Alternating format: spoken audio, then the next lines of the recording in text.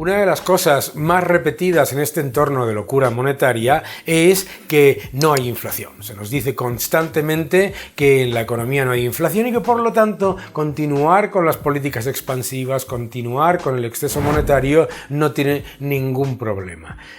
Primero entendamos qué es esto de que no hay ninguna inflación. Por supuesto que se genera una enorme inflación, no hay nada más que ver dónde están los índices bursátiles, dónde están los bonos, dónde están los índices, por ejemplo, de precios inmobiliarios, de alquileres, de activos no replicables. ¿Qué significa esto de activos no replicables?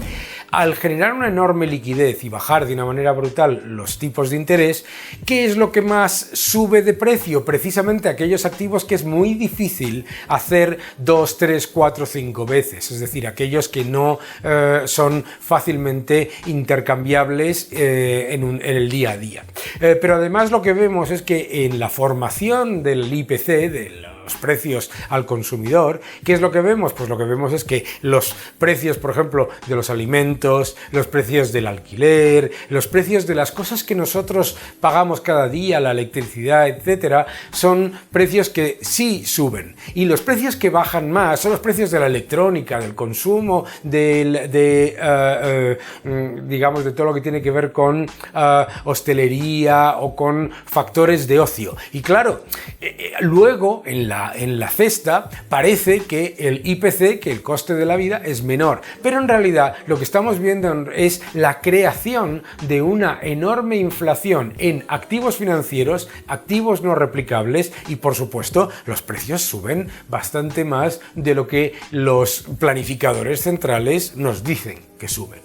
Si nosotros miramos el proceso de creación de dinero, el proceso de creación de dinero artificial tiene como objetivo fundamental que aumente la inflación y también un objetivo adicional de fortalecer el crecimiento, fortalecer la inversión, atraer más creación de crédito, que el crédito fluya, que haya más movimiento en la economía. Y sin embargo, está ocurriendo lo contrario. ¿Por qué? Porque lo que está haciendo al convertirse una política extraordinaria en una política que continúa sin ningún tipo de cambio, pase lo que pase con la economía y que de hecho, aunque la economía no esté en recesión, se aumenta todavía más la liquidez y se bajan más los tipos de interés, lo que se consigue es zombificar la economía. Se perpetúa la sobrecapacidad, se aumentan los desequilibrios, se beneficia desproporcionadamente a los primeros beneficiarios de ese dinero, que son los sectores más endeudados, entre ellos el gobierno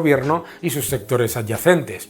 Por lo tanto, ¿a cambio de qué? En contra de los salarios reales y en contra de los ahorros de los ciudadanos. Por lo tanto, claro que la política monetaria tiene un efecto negativo de creación de burbujas, un efecto negativo de inflación en activos financieros y no replicables y un efecto de transferencia de riqueza de los ahorradores y de los salarios a los más endeudados y los más cercanos al gobierno, los primeros receptores de ese dinero. Pensemos por un momento, bueno, es que entonces se está haciendo mal la política monetaria y lo que hay que hacer es política monetaria para el pueblo. Política monetaria para el pueblo, crear dinero para la gente, que la gente reciba ese dinero. Entonces, ¿qué es lo que ocurre? Lo estamos viendo en Argentina, lo estamos viendo en Irán, lo estamos viendo en Venezuela, en Zimbabue, en todo eso. Lo que ocurre es que esa enorme inflación, ¿a dónde va? También va a generar un destrozo absoluto en el poder adquisitivo de la moneda, porque por lo menos el proceso de creación de dinero vía QE, vía expansión cuantitativa, por lo menos tiene una serie de paradas que impiden que se genere la hiperinflación. Es decir, no si hay exceso de liquidez, pero no hay suficiente demanda de crédito, esa parte del dinero se aparca en el Banco Central Europeo o en cualquier otro sitio, o en cualquier otra parte de los bancos centrales. Es decir, hay una serie de mecanismos que impiden la hiperinflación.